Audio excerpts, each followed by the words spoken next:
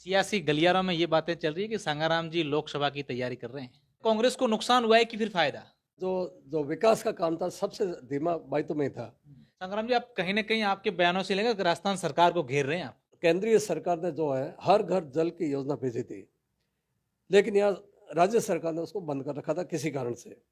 अब पैसे वहां से आ रहे हैं लेकिन यहाँ खर्चा नहीं कर रहे और घर घर जल नहीं पहुंच पा रहा। अगर इंडिपेंडेंट के अपन बैक को देखें तो कहीं ना कहीं वो भी बीजेपी से ही बागी हुए हैं। 8 एक तरफ, सिर्फ बायतू एक तरफ, 8-1। क्या मैसेज है इस दूसरे लोकसभा क्षेत्र का? क्या मैसेज?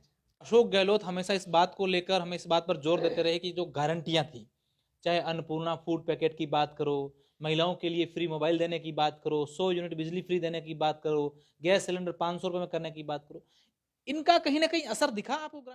राजस्थान में विधानसभा चुनाव समाप्त हो गए हैं, मतगणना हो गई है, अब मुख्यमंत्री की तैयारी है। कई प्रकार की बातें राजस्थान में आ रही है।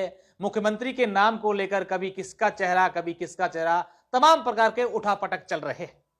लेकिन इस समय के बीच यह बात भी करना जरूरी है कि जो विधानसभा चुनाव गए हैं उसको लेकर कई लोग क्या सोचते हैं, कैसे रहे ये विधानसभा चुनाव। अभी हमारे साथ तमिलनाडु के पूर्व डीजी और वहां के सिंगम कहे जाने वाले सांगाराम जांगिड हमारे साथ हैं, जो इस बार विधानसभा चुनावों में बाड़मेर और जैसलमेर दोनों जिलों के लगातार दौरों पर रहे, ग्रामीण क्षेत्रों में गए। क्या इन्होंने किस तरीके से चुनाव को देखा है, इन चुनावों के बाद ये क्या सोचते हैं, इन्हीं से ही जानते हैं। सर, सबसे पहले तो आपका स्वागत है हमारे इस चैनल में। और पहला मेरा सवाल, विधानसभा चुनाव समाप्त हो चुके हैं, परिणाम भी आ गए हैं, आप हर एक गांव गए, कई लोगों से मिले, बातचीत की, क्या आपने निष्कर्ष निकाला इस चुनावों के बाद? देखिए, एक ये क्लियर था, जिस गांव में जाता था ये क्लियर हो रहा था कि जनता काफी परेशान थी। जो पब्लिसिटी जो अखबारों में हो रही थी, दुनिया भर में जो छप रहा था अखबारों में कि सरकार के अपने जो मीडिया में हो रही थी, वो सब गलत था। गांव में आप जाके देखिए, कुछ चीज़ें जो थी वो इतना गांव वालों को इतना उसके ऊपर असर हो रहा था। जैसे आप देखिए, केंद्रीय सरकार ने जो है हर घर जल की योजना भेजी थी, लेकिन यहाँ राज्य सरकार ने उसको बंद कर रखा था किसी कारण से। अब पैसे वहां से आ रहे हैं लेकिन यहाँ खर्चा नहीं कर रहे और घर घर जल नहीं पहुंच पा रहा था। तो ये पानी की सबसे बड़ा मुद्दा था पानी की दिक्कत। पहला मुद्दा था।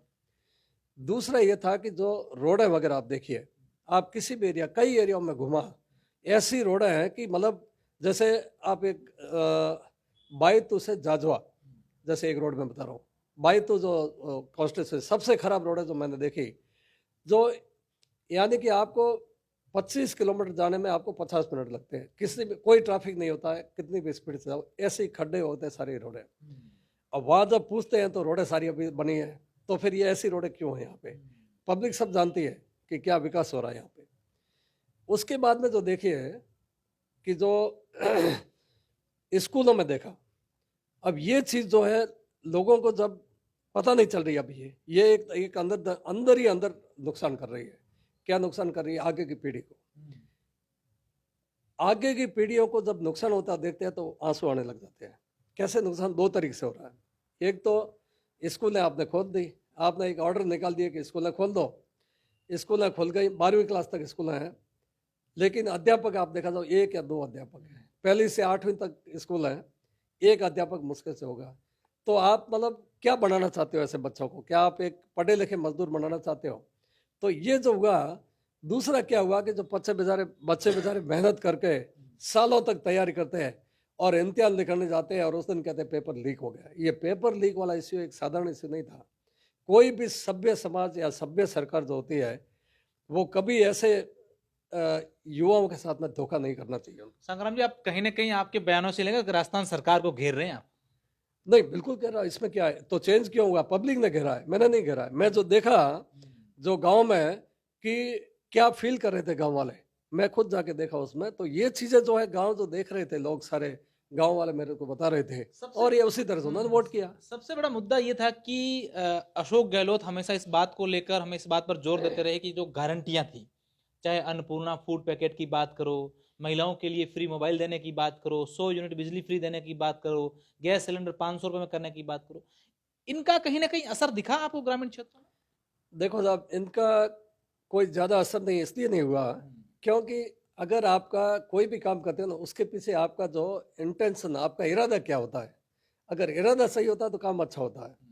अब जैसे आप दे रहे हो ऐसे किसी को खिलौना एक आप दे रहे हो, जैसे आप कह रहे हो कि अब जैसे सेल फोन भी दिया और क्या बताया आपने, अन्नपूर्णा फूड पैकेट। हाँ या तो इस तरह से आप कई चीज़ें जो सिर्फ आप पब्लिसिटी के लिए करते हो, आप एक पॉकेट बना दो उसके अंदर क्या होता है वो भी आपको पता नहीं है और एक पॉकेट आपने दे दिया, फोटो खिंचवा दी है, तो इससे क्या मतलब क्या आप सीखना चाहते हो? आप अगर पब्लिक को आप एक स्वाभिमान से जिंदगी जीना इससे चाहते हो, कांग्रेस को नुकसान हुआ है कि फिर फायदा? ये तो आपने रिजल्ट देख लिया, आपने कहने की जरूरत नहीं कि मारवाड़ एरिया में जो खुद का अशोक जी का जो गढ़ था मारवाड़ है, जिसमें कि उनकी 10 सीटें कम हो गई, बीजेपी की 10 सीटें बढ़ गई, तो ये तो अब आप नुकसान ही हुआ, ये तो रिजल्ट है आपके सामने, हाथ कंगन को आर से गया। अच्छा, बात अगर अपन बाड़मेर जैसलमेर की करें, इस लोकसभा क्षेत्र की करें, तो 8 विधानसभाएं और जैसलमेर को जोड़ दे तो पोखरण भी अगर साथ में रहे तो टोटल 9 हो जाती है। अगर इंडिपेंडेंट के अपन बैक को देखें तो कहीं ना कहीं वो भी बीजेपी से ही बागी हुए हैं। 8 एक तरफ, सिर्फ बायतू एक तरफ, 8-1 क्या मैसेज है इस पूरे लोकसभा क्षेत्र का, क्या मैसेज? देखिए मैसेज ये है कि बायतू में भी कोई ये नहीं कह सकते कि बहुत बड़ी जीत हासिल कर दी उन्होंने, जबकि मेरे को लग रहा है कि बायतू में जो जो विकास का काम था सबसे धीमा बायतू में ही था। अब ठीक है वोट स्प्लिट हो गए और किसी तरह से जीत हो जाती तो उससे कोई बहुत बड़ा, मैं इसको ये नहीं कह सकता कि कोई एक जीत हो गई वहाँ पे, और त्रिकोणीय संघर्ष था तो उसमें जीत हो गई थोड़े से वोटों से। बाकी मैसेज पूरा क्लियर था, पूरे 8 9 सीटें में मैसेज बिल्कुल क्लियर था कि पब्लिक किसको वोट देना चाहती है। अभी लोकसभा के चुनाव आने हैं, इसका असर विधानसभा का लोकसभा पर पड़ेगा? बिल्कुल पड़ेगा, क्यों नहीं पड़ेगा। जो ये तो एक प्रिल्यूड है, उससे पहले जो होती है एक भूमिका है कि आगे सरकार क्या करने, आगे पब्लिक क्या करने जा रही है, ये सभी को पता है। मोदी साहब ने पहले से अनाउंस कर रखा है कि जो ये अब आप देखिए इसके बाद में लोकसभा इलेक्शन। अच्छा, आपको क्या लगता है सर, बीजेपी की जीत का क्या कारण रहा होगा इस मारवाड़ में? क्या चीज जो आपने कांग्रेस सरकार की जो आप कह रहे हैं कि तमाम जो योजनाएं थी वो ठीक नहीं थी, लोग उससे त्रस्त थे, लेकिन कहीं ना कहीं ये बात भी जानने के लोग इच्छुक है कि बीजेपी की ऐसी क्या चीज थी जो लोगों को पसंद आई जिसके कारण इतने वोट मिल गए? देखो दो चीज़ें थी, एक तो ये था कि जो भ्रष्टाचार चल रहा था और जो अव्यवस्था चल रही थी राजस्थान में, उसको चेंज करना चाहते थे, परिवर्तन चाहते थे लोग। और जो बीजेपी ने ये अश्योरेंस दिया, मोदी साहब खुद आकर के सभी जगह एक एक जगह रैली करके बता के गए कि मैं ये चेंज करके दिखाऊंगा, तो ये मोदी साहब को वोट दिए गए। किसके लिए?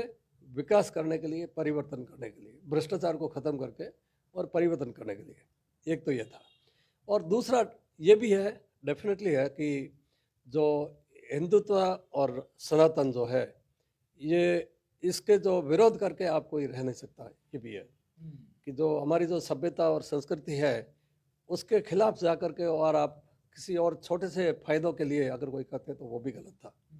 तो ये तो जनता की ये थी चाहत थी सर। छत्तीसगढ़, मध्य प्रदेश और राजस्थान, सर्वे एग्जिट पोल कहीं ना कहीं बीजेपी के विपरीत थे और तीनों जगह बीजेपी ने परचम लहरा दिया।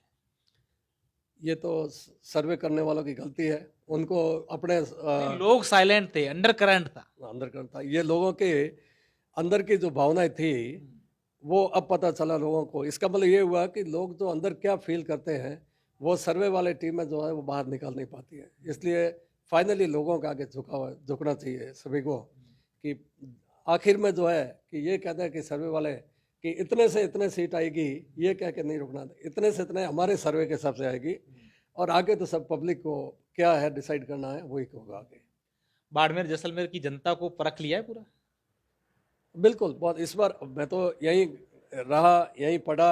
अब ठीक है, ये आईपीएस ज्वाइन करने के बाद में मैं 35 साल बाहर रहा, तमिलनाडु में रहा, लेकिन मैं सारा यहाँ से कांटेक्ट रहा, यहाँ के लोग मेरे सारे कांटेक्ट में रहते थे, मैं भी यहाँ आता था, सभी जगह घूमता था। लेकिन इस बार एक बहुत अच्छा रहा कि दोबारा सारे मेरे कांटेक्ट रिवाइव हो गए, और एक एक गांव में जाने का, दूर दराज के गांव, जैसे पाकिस्तान बॉर्डर के एरिया के इतने सारे गांव, पोखरण, वहाँ दूर दूर के गांवों तक मैं रामसर, इधर से गडरा और बहुत दूर दूर के गांवों तक घूम के आया, लोगों से मिला, सभी से पहचान हुई दोबारी, कई नए लोगों से भी मिला, उनकी सारी समस्याएं देखी कि क्या समस्याएं होती हैं यहाँ के, तो और भी अच्छा लगा। सियासी गलियारों में ये बातें चल रही है कि संगाराम जी लोकसभा की तैयारी कर रहे हैं। देखो ऐसा है कि मैं बेसिकली मेरा ये था कि रिटायरमेंट के बाद में कि समाज को कुछ वापस दें। तो मैं बेसिकली मेरा जो है कि समाज सेवा को वापस, जैसे मैं आता हूँ तो कॉलेजेस में, कोचिंग सेंटर्स में, बच्चों से ऐसे हॉस्टलों में सभी में जाके क्लासेस लेता हूँ। तो मेरा ये समाज के लिए कुछ न कुछ करना यही है। बाकी कोई ऐसा नहीं है कि राजनीति कोई परहेज है, ऐसी बात भी नहीं है। मैं ओपनली राजनीति का ये किया पार्टी, क्योंकि मेरे को लगा कि कहाँ अन्याय हो रहा तो मैं चुप नहीं रह सकता उसके लिए। बाकी अपने कोई मैं अभी तक मेरा जो खास करके है कि मैं समाज सेवा के लिए कुछ प्लान कर रहा हूँ।